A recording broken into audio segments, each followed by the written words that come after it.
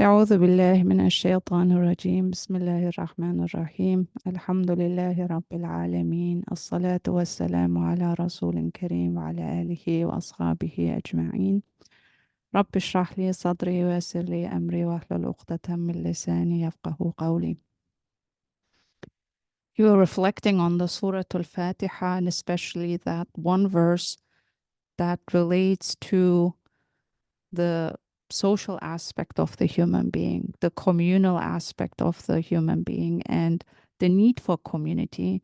And as I was reflecting, thinking some more this past week about Surah Al-Fatiha and its deeper meaning, it brought me back to this portion of the book, the words, Al-Kalimat, also as they're in the original, which addresses the wisdom of the prayer, the salat, which also in itself means connection, connecting to the divine, connecting to yourself in a meaningful way, but also connecting to community and creation. And so as we were thinking and talking about the social aspect, the social need of the human being, that we are all part of this one interdependent community, and what that entails, what kind of social contract is that we are making, first and foremost with Allah. Remember, we were talking about the primordial covenant that all souls were gathered in front of Allah, and Allah asked all souls, am I not your Lord? And that pronoun that is used there, that really important question, entails the social aspect, that there is a community asked, a community of souls gathered in front of Allah, who are asked, am I not your Lord? And we all witnessed and bear testament, yes, indeed, you are our Lord. So in that very moment of the primordial covenant, or what we call Elest Mejlis, or Mejlis Elest in Arabic, is basically the social contract that we made first and foremost, that sacred response and sacred contract and covenant that we made with Allah, that we bear testimony to that. We bear witness that He is indeed our Lord, all of our Lord. But at the same time, when I go back to this primordial covenant, also means that I have a sacred tie, a sacred bond, a sacred contract, social contract with all other souls, that I already had a community.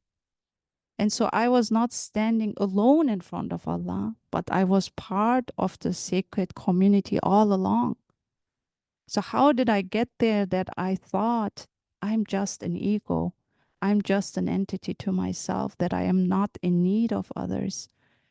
When the Quran tells us that the very moment, the first moment, our encounter was one, first with Allah, that sacred response and that sacred contract we made, that covenant, but also the covenant that we made to one another, that we said, yes, you are here because you also bear witness that Allah is our creator.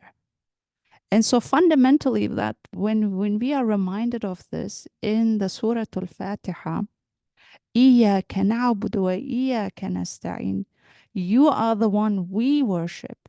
You are the one from whom we seek help.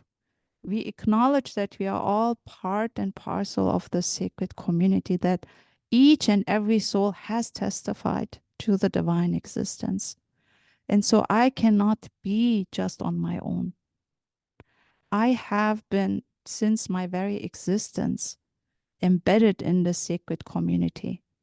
And so our call, Quranic call, is it then to keep that alive, to remember that we are part of the sacred covenant, where we all as souls, as one family, we're standing in front of Allah. But then as time goes by, as the human story goes on, like the Quran tells us, we fall into forgetfulness, we fall into negligence, ghafla, nisyan, And then we commit one of the sins, which is forgetfulness, heedlessness. We become forgetful about that covenant, about that sacred social contract that we made to one another, that we are all standing in front of Allah, that we are constantly part of that sacred origin, and that we will all return to Him. Inna lillahi wa inna ilayhi raji'un. This is something that is so fundamentally important, that He is our home. He is the one to whom we all belong and to whom we will all return.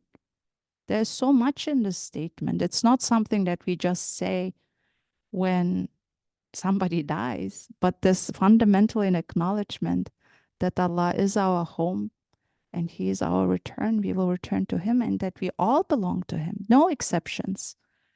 That means that in a believer's heart, there cannot be excessive or the sickness of racism.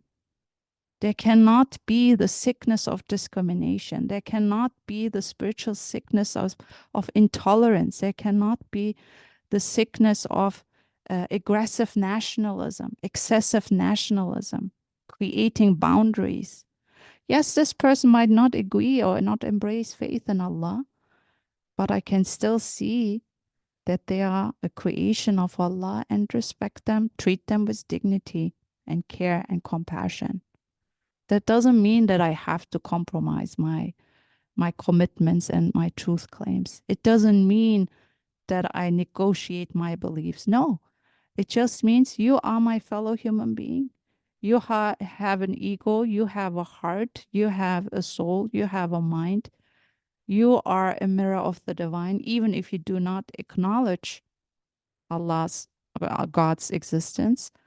But we are part of this contract that we made with Allah. And that alone